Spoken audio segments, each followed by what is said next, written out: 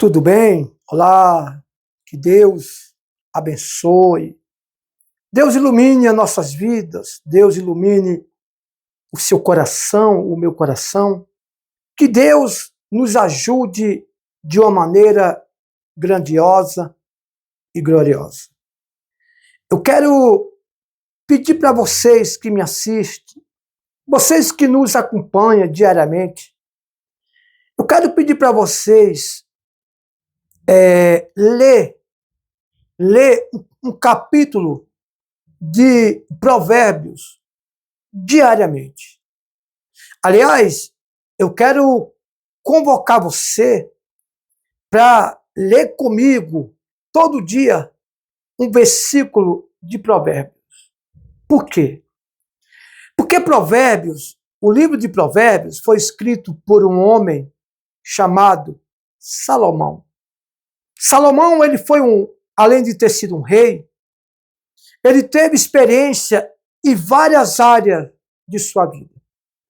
Ele teve experiência sobre riqueza, ele teve experiência sobre família, sobre mulheres, várias mulheres que Salomão teve, né? Aliás, eu quero até explicar para vocês isso depois. Porque Salomão teve várias mulheres. Nós vamos falar isso futuramente, né? Então, Salomão, ele teve uma experiência sobre conhecimento, entendimento, sabedoria, sobre família, sobre mulheres, né, que estão incluindo família, como fala família, está incluindo mulheres, filhos, riqueza. Então, sobre ser cabeça, sobre ser um patrão, sobre ser, vamos supor, um empregado, né? Porque Salomão não foi rei a vida inteira. Ele, antes de ser rei, ele era filho de um homem chamado rei Davi. Ele passou por um lugar de servo também. Porque o filho não deixa de ser também um servo, né? Porque eu vejo que as pessoas, elas confundem muito fidelidade, honestidade. As pessoas acham que ser honesto, fiel,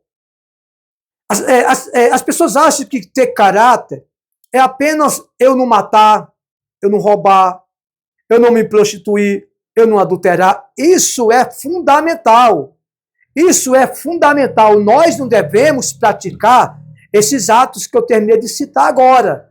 Só que nós temos que entender que um patrão que suga o sangue de um funcionário, um patrão que fica rico às custas do suor de um funcionário, eu quero até dizer para você que o suor ele é produzido de sangue, sabia?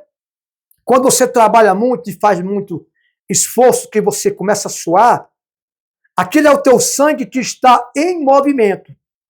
Então, eu fico analisando porque tem tantas pessoas que dizem, eu sou honesto. Mas só porque ela não colocou uma arma na cabeça de alguém. Ela acha que ela é honesta só porque ela nunca roubou a casa de alguém, né? Mas ser honesto não é só isso. O patrão que pega o funcionário e paga diária ilícita, que não bate com a lei, ele é um baita de um justo. Ele não deixa de ser um ladrão. Essa é a verdade. Um patrão que passa 3 meses para fichar a carteira de um funcionário, ele não deixa de ser um ladrão. E às vezes quando ficha do dia que ele assinou a carteira. Outra coisa, não pagar direito a um funcionário. Levar ao funcionário aquilo que ele tem direito. Isso não deixa de ser um ladrão. Também serve para você, funcionário, que também rouba o seu patrão. Que na frente do patrão você faz tudo bonitinho, mas na ausência você zomba do seu patrão. Você diz assim, não estou nem aí, que perca a mercadoria, que se arrebente, que isso, aquilo, outro. Você também está errado, tá? Você vai ser punido. Você também não deixa de ser um ladrão. Essa é a verdade. Então, o livro de Provérbios ensina o patrão a ser justo com o funcionário, a fazer as coisas de maneira correta para um funcionário. Também ensina um funcionário ser honesto ao seu patrão, ou na ausência, ou na presença, né?